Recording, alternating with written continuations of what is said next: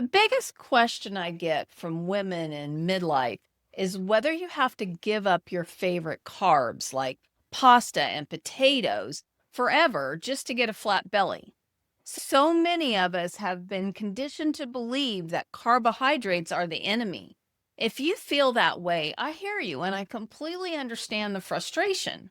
But I have amazing news for you. It's not the carbohydrate itself that's making you gain weight. It's how you're eating it. In this video, I'm going to show you why eating naked carbs is causing that stubborn belly fat. And I will give you 3 simple rules to dress up your pasta so you can enjoy your food and still lose weight. And if you're new here, I'm Dr. Gayla Gorman, a licensed acupuncturist, naturopath, and author of What's Your Kryptonite? On this channel, I'm here to help you reverse the effects of chronic stress so that you can cruise through midlife and beyond symptom-free. Now, before we dive into exactly how to upgrade your carbs, I have a free resource that will help you start regulating your body right away. Just comment the word resources below or go to drgayla.com/links and I'll send it right over. You can also just scan the QR code right here on the screen. Now, let's talk about what's actually happening inside your body when you eat what I call a naked carb. A naked carb is a carbohydrate eaten all by itself, without any protein, fat, or fiber to slow it down in your digestive tract. When you eat a bowl of plain pasta or a plain baked potato, your body quickly breaks it down into glucose, causing a massive spike in your blood sugar. When you were younger, your body might have been able to handle this, but as you navigate midlife and your hormones shift, you naturally become more insulin resistant. This means that massive blood sugar spike can't easily get into your cells for energy, so your body panics and stores it directly around your midsection as visceral belly fat. I want to share a really encouraging piece of research with you, though, that shows we do not need to fear carbs, especially foods like pasta. A 2023 review of 38 studies looked at pasta intake, body weight, body composition, and blood sugar response. The review found that pasta is generally not associated with weight gain and tends to produce a lower glycemic response than some other starchy foods. So the problem is not simply carbs themselves. It's more about the kind of carbs, the structure of the food, and what you eat with it. The takeaway? You don't have to cut out pasta to support your goals. When you build a meal with carbs, protein, healthy fats, and fiber, you can help support steadier blood sugar and make that meal more satisfying. This is just one of the many ways stress can create symptoms and affect your health. I also have another video on my channel that I titled Low Carb Food Diet Hacks Women 40 Plus Swear By. So, in that video, I explain how restrictive diet trends can affect your body, what to watch out for, and how to choose a more sustainable approach that supports your energy, metabolism, and stress response. So, be sure to subscribe to the channel too, because I share practical tips on managing stress.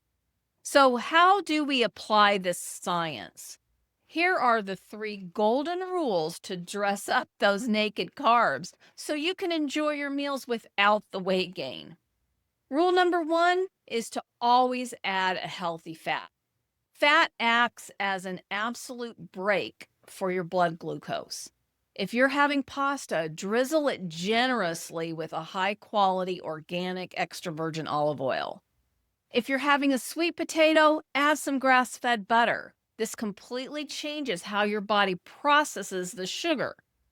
Rule number 2 is to add a clean protein. Protein, just like fat, slows down the digestive process and signals to your brain that you're full. Instead of just a bowl of noodles, add some wild-caught salmon, grass-fed beef, or if you're plant-based, some sprouted lentils or chickpeas. I will also say that we really are chronically deficient in protein. And so if you will choose your protein first and put the pasta on your plate essentially as a garnish or side dish, then this will go a long way to supporting your goals for weight management and to burn fat. It's really important that we're getting at least 30 grams of protein in every meal. And when you start looking at what's on your plate and actually calculating how much protein you're consuming, I think you'll find, like I did, that you need to lean much heavier into the protein. Rule number 3 is arguably the most important. Always eat your fiber first. Fiber is the ultimate blood sugar stabilizer. When you sit down to that beautiful Italian meal, start with a large leafy green salad. Eating the fiber first coats your digestive tract and dramatically slows the absorption of the carbohydrates that follow. By adding fat, emphasizing protein, and eating your fiber first, you turned a naked, fat storing carb into a fully dressed, metabolically healthy meal. The only other thing I will emphasize here is that many people have a food sensitivity to wheat or gluten, and potentially even to grains. So even if you're eating a gluten-free pasta, that may be made with rice flour, which essentially is still going to create a problem for you. So if you have a food sensitivity to pasta, then you want to apply these same principles, not to pasta, but to another favorite carb. As I mentioned just a moment ago, a lot of people have food sensitivities, particularly with gluten or grains. So we're not eliminating carbs, but there are 5 categories actually that I refer to as the fierce 5 that create the most metabolic chaos for midlife women. We already talked about gluten, but this also includes yeast, sugar, alcohol, and dairy. So a lot of people put cheese or a cream-based sauce on their pasta. So even if they don't have a problem with the gluten, they may have a problem with the dairy and they're not really aware of it.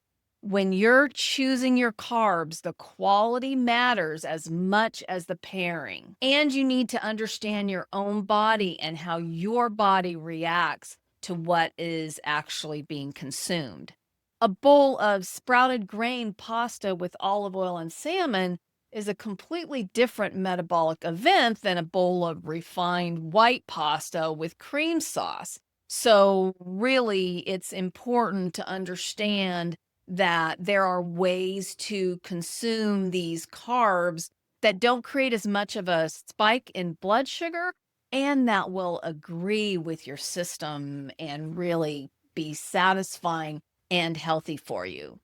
The same carb category can create totally different impacts depending on the system. This is what becoming your own PCP or primary care person looks like in real life. It's not about expert level nutrition science. It's about making 3 simple choices at every meal and knowing which foods are working against you. I want to give you a very important caution here. When women hear that they need to lose belly fat, the very first thing they're trained to do is go on an extremely restricted, zero carb diet. I need you to be really careful with this. Depriving your body of all carbohydrates is not a long term sustainable solution. This isn't garden variety stress, it's toxic stress that accumulates in your system like a slow leak. When you strictly deprive yourself, it pumps out cortisol and keeps your nervous system trapped in survival mode, which is why crash diets eventually fail and cause you to hold on to even more weight. You can't out-discipline a depleted nervous system. We want to use our lifestyle to gently heal the root cause of your insulin resistance by upgrading the quality of your food rather than punishing your body with extreme restrictions. If you're tired of fearing food and you want to understand the hidden stressors that may be keeping your body stuck in fat storage mode, check out the video I mentioned earlier and grab a copy of my book, What's Your Kryptonite? It walks you through the toxic triggers that can keep your body from responding the way it should. And make sure to subscribe to the channel for more practical help on how to support your hormones and your health. And I'd love to hear from you in the comments. Have you been terrified of eating carbs? Have you noticed a difference in your energy or waistline when you combine your carbs with protein and fiber? Share your experience in the comments below. I read those comments to better understand what you need most.